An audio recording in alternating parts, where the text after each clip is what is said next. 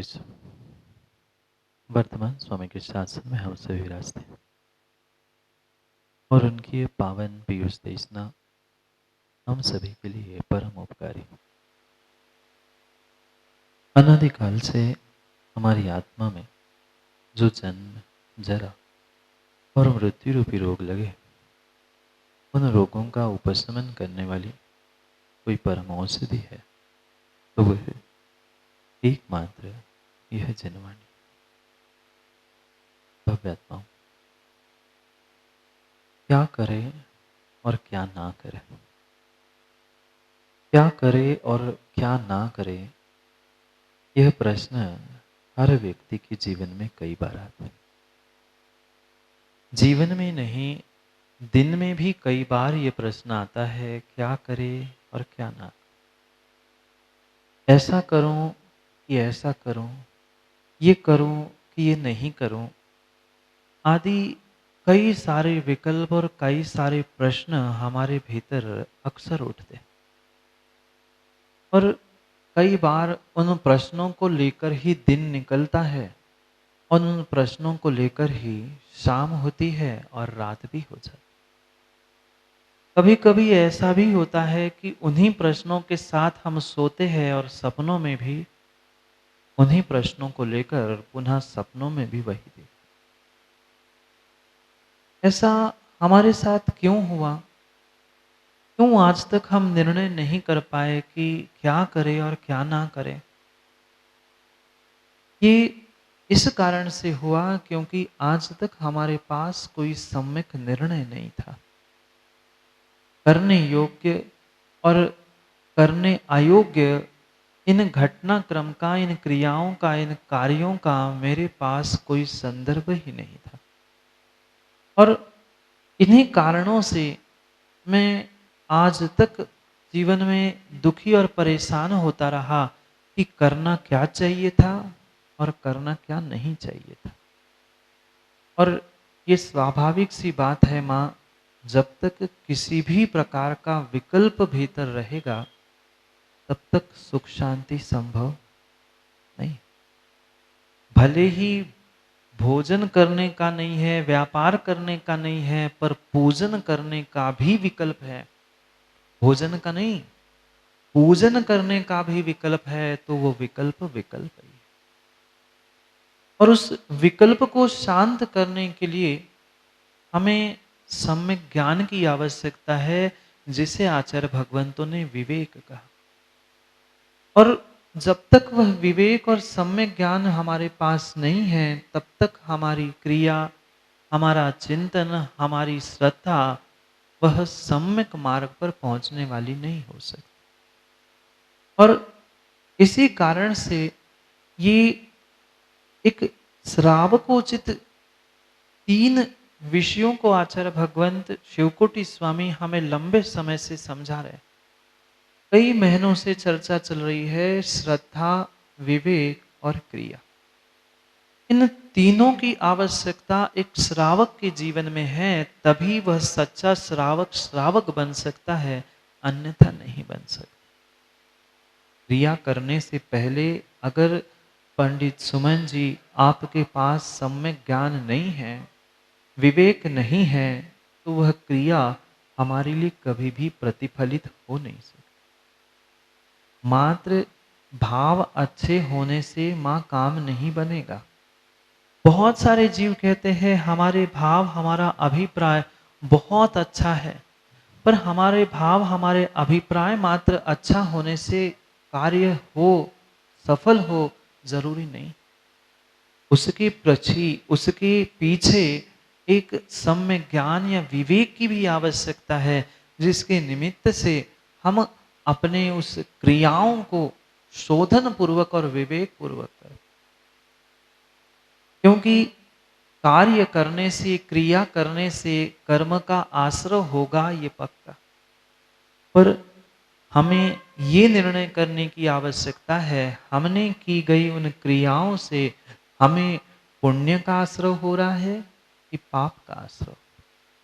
क्योंकि कर्म का आश्रय एक मिनट, एक क्षण भी रुकता नहीं। रुकता है नहीं रुकता। प्रति समय प्रति पल आश्रव जारी है। निर्णय वह विवेकवान सम्यक ज्ञानी सम्यक दर्शन से युक्त सम्यक दृष्टि जीव करता है कि मैं पुण्य को आश्रवित करूं कि पाप को आश्रवित। एक मन की, वचन की, शरीर की कोई भी चेष्टा, कोई भी क्रिया है, वह चाहे तो पाप रूप भी हो सकती है और पुण्य रूप भी होगी। जो हाथ था वही हाथ मां बेटे को ऐसे किया तो, बेटे के सामने ऐसे किया तो, और ऐसे किया तो, दोनों हाथ का ही प्रयोग था। शरीर की चेष्टा थी, शरीर की क्रिया थी, पर ऐसा करोगे तो आशीष होगा और ऐसा करोगे तो शांत हो जाना। तो अभिप्राय समझ में आता है। उन प्रत्येक क्रिया के पीछे हमारे लिए इसलिए उस विवेक की और अभिप्राय की आवश्यकता है कि मैं वो क्रिया तो करता आया हूं, हाथ भी कई बार उठाए, पर मां जो बेटे को ऐसे करके हाथ उठाया था, वही बेटे को ऐसे करके हाथ उठाया होता तो कभी ऐसा करना ही नहीं पड़ता। कई सारी ऐसी विधा और कई सारी ऐसी क्रिया और शरीर की, मन की और वचन की हम चेष्टा करते हैं जिसके निमित्त से प्रतिपल पाप और पाप का आश्रय कर। थोड़ा सा उन क्रियाओं में हम विवेक लगाएंगे, ज्ञान का परिचय देंगे, तो नियम से भी मेरी विपरीत क्रियाएं सम्यक क्रिया बनकर मेरे लिए पुण्य का आश्रय करने के लिए पर्याप्त हो सकती है। पर क्या करें, क्या करें हम उस क्रियाओं के पीछे करने में इतने इतने आसन, इतने उसमें आसक्त हो चुके हैं। सुबह उठे, पूजा की, अभिषेक देखा, सब कार्य किया, दुकान गए, शाम हो गई, खत्म दिन।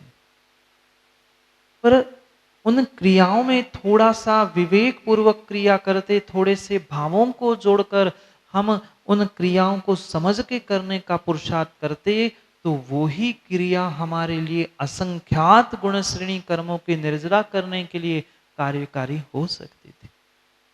पर उन क्रियाओं के पहले आवश्यक था विवेक, चारित्र के पहले आवश्यक था सम्यक ज्ञान।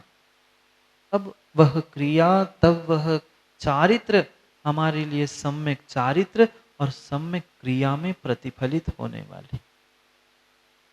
जब तक उन क्रियाओं का बोध नहीं है, कौन से समय में कब कैसी क्रिया करनी है, कैसा कार्य करना और कैसा विवेक का प्रयोग करना है, तब तक हम जीवन में कभी भी सुखी नहीं हो सकते।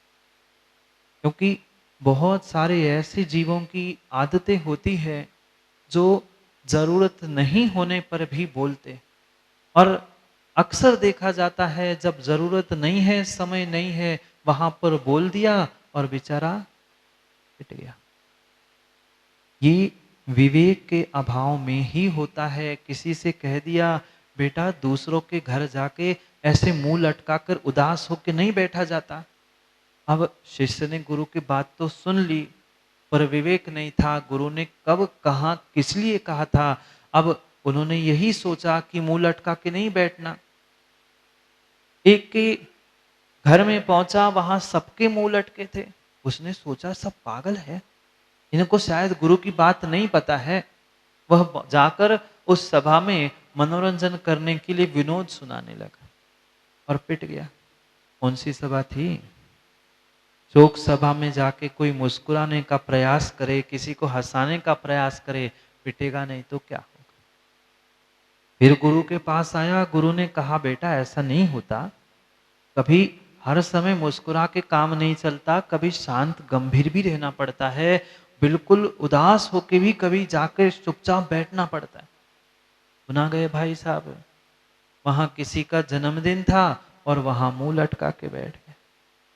भाई क्रिया तो करनी, गुरु ने कहीं झूठ नहीं कहा था, गलत नहीं कहा था, पर कब कौन सी क्रिया किस समय पे करनी है, ये हमारा स्वयं का विवेक होना चाहिए। क्योंकि विवेक के अभाव में की गई हमारी क्रिया, हमारी सेवा, हमारी पूजा, हमारा प्रत्येक कार्य व्यर्थ है। समय का बोध चाहिए, स्थान का बोध चाहिए, हम कौन से स्थान में हैं, कौन से समय पे क्या कर रहे हैं, उन क्रियाओं का स्थान का बोध नहीं है, तो जीवन में कोई कार्य सफल नहीं हो सकता। कई सारे बालक है, युवा है, वो सालों साल पढ़ते हैं पर फिर भी परीक्षा में पास नहीं होते। और कुछ ऐसे भी युवा और ऐसे भी बालक है, परीक्षा के 8-15 दिन महीना भर पढ़ते और पास हो जाते हैं। क्यों? क्योंकि उनको पता है कब क्या पढ़ना है, कब क्या लिखना है। और जिसको पढ़ने लिखने का बोध है वो ही परीक्षा में पास होता है।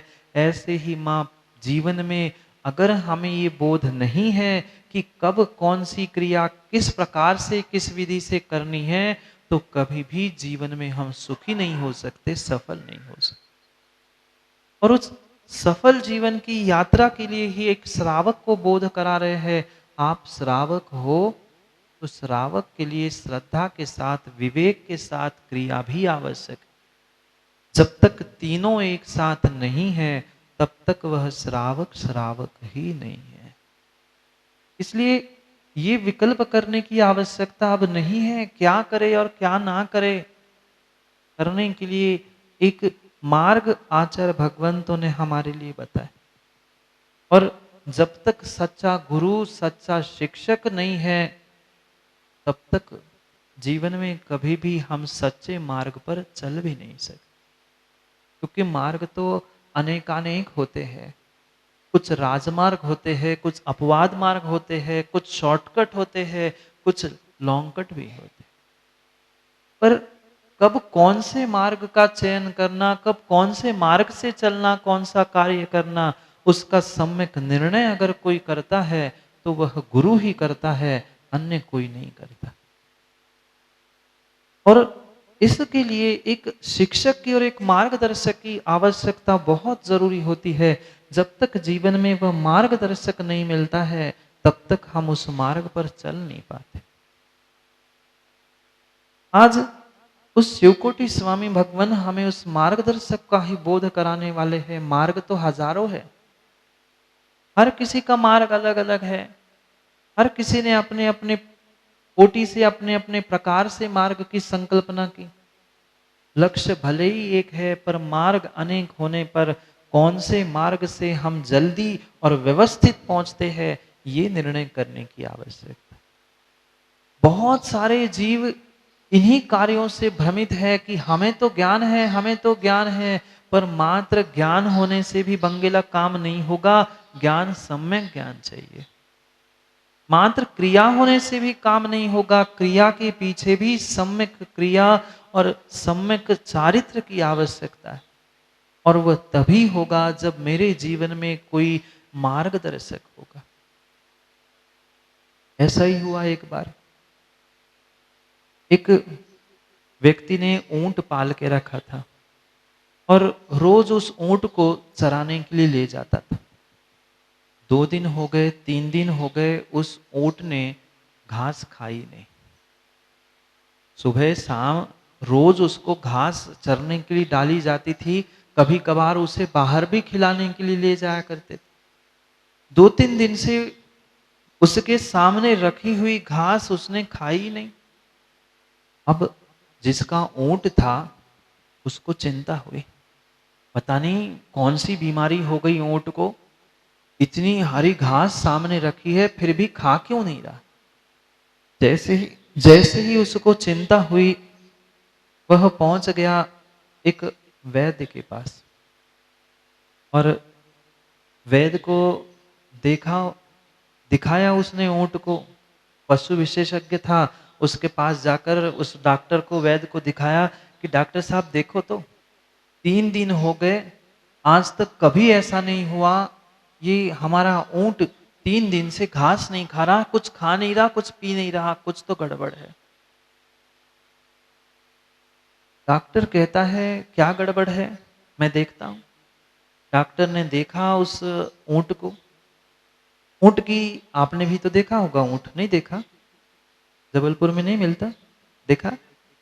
उस ऊंट की गर्दन को उसने देखा, गर्दन में बीच में उसकी कुछ मोटाई सी दिखी। उसने सोचा कुछ तो गड़बड़ है। हो ना हो इसके गले में कुछ फंसा। और पास जाके उसने ऊंट के गले से हाथ घुमाया, उसको समझ में आया कि इसके गले में कुछ ना कुछ सामग्री फंसी है, जिसके कारण से वो कुछ 2-3 दिन से खा नहीं रहा। उस वैद्य ने पूछा कि भाई बताओ, ये 2-3 दिन पहले कहीं गया था क्या घूमने के लिए? कहीं चरने के लिए तुम ले गए थे क्या? उस व्यक्ति ने कहा हाँ, 2-3 दिन पहले कछवारी में हम ले गए थे, और हो ना हो उस कछवारी में जब ले गए थे तब वह तरबूज के खेत में घुसा था। डॉक्टर ने समझ लिया, डॉक्टर का काम क्या होता है, आधे से ज्यादा तो भानो तुमसे ही पूछ के बताते हैं, ऐसा खाया था, ये किया था, ये किया था, पूरी तो हिस्ट्री तुमसे पूछी और पैसे भी तुमसे ही लिए। उसने भी पूरी पूरी हिस्ट्री उसकी निकाल ली, समझ गया कि वो खेत में गया था और वहीं से उसने फटाक से तरबूज खा लिया और वही गले में फंस गया। अब वह सोचता है क्या किया जाए, क्या किया जाए। जब तक ये तरबूज निकालेंगे नहीं तब तक ये खाएगा नहीं, और खाएगा नहीं तो स्वस्थ होगा नहीं। उसने विचार किया कि काम करते हैं। उसने अपने घर से एक मुगरिया मंगवाई। मुगरिया जान नहीं जानते?